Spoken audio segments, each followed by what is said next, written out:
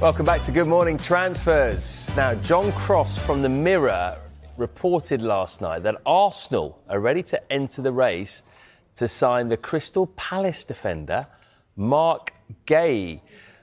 Our understanding is that he is a player that they have held a long-term interest in as well. Interesting this, isn't it, James? I mean, look, Arsenal are rock solid defensively. They've got a number of defenders who can play centre-back and a very established, clear number one, number two pairing. Can you really see them going in for another A-list defender?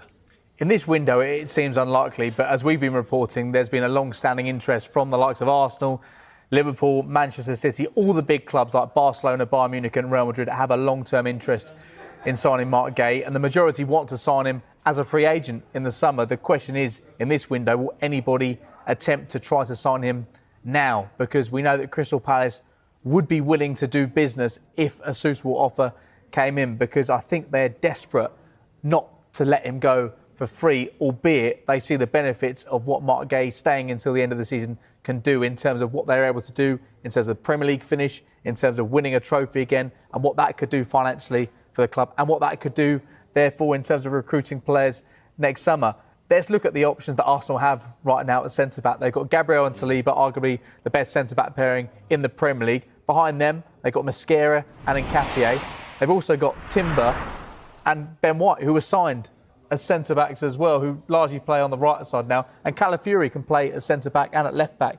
They have so many options there right now. I think what it would say is if Arsenal were to strongly pursue Mark Guehi either in January or the summer, then I think it would raise questions about the future of some of these 7 players. A lot of them have long-term contracts, but that would raise questions, because one thing Arsenal have done, and they've been criticised for it, but they've been vindicated by it, is they've tried to replace players whilst they're in a strong position. They replaced Aaron Ramsdale, who was doing well, with David Raya. That's worked out. Every area of the pitch, it's felt like they've been fine in that position, but they've strengthened and it's made them stronger. So maybe this is another situation where they want to create even more competition. That feels like, can you create even more competition in that centre-back area without spreading rumours or creating false narratives? If they're signing Mark Guehi, then you'd think one of those senior players could be potentially on the way out. OK, well, yeah, that is interesting, isn't it? But when you look at Manchester City's defensive options in comparison, is it very clear which side needs Mark Guehi the most? Absolutely. Absolutely. There's no doubt about that. And I guess that's why this has come to the fore again in recent days, because you look at the absences at the moment of Diaz, of Gvardiol, the fact that John Stones, you never quite know where you are fitness-wise. Kuzanov has struggled to prove himself of the appropriate level so far, even though he's one for the future, I would argue. And then you've got the recall for Max Allain, who's done very, very well at Watford. But we're talking about a massive step up, him coming from the Championship into the middle of a Premier League title race. And we've got Nico Gonzalez on there because Pep said he might have to play him at centre-back the other day. Yeah, exactly. So I think it's clear where they are.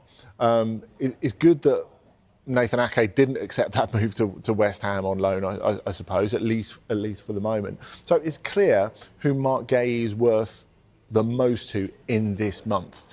City have got an opportunity. They've got to go in all guns blazing in terms of fee and in terms of wages to make it irresistible to club and 35 player. million was the number in the summer. Do you think Man City might even have to offer that same again? Maybe more. Maybe more. More than in the summer? Yeah, because Palace know exactly how much Manchester City need him at the moment. Yeah. And I think that's the thing. Part of the Arsenal interest, or the acceleration of the Arsenal interest, must be dictated by, can we let City get him? I mean, as James says, I think you look at that list of centre-backs and you think, how much longer will Ben White be there, for example? Has Nketiah impressed enough to have a long-term future there, even though he's had some really, really good moments in the last month or two? But part of it has to be, we have got this golden opportunity to win the Premier League and let's get ahead of them.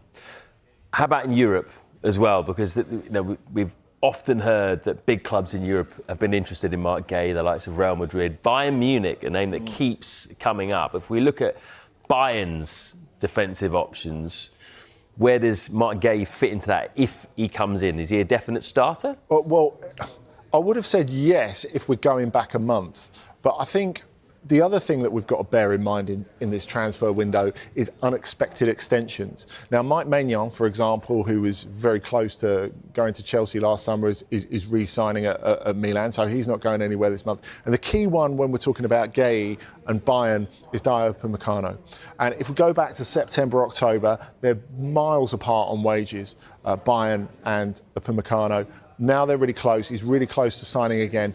And this makes a massive difference. Like, they don't feel that Guehi is going to be a priority target for them, I don't think. I think other clubs are going to be ahead of them in a queue because they've committed so much money on Upamecano. So another free transfer signing, even if he's still a very attractive option, it feels to me like Real Madrid will be a little bit more keen to go further for him. But look, I think this gives City an opportunity, really.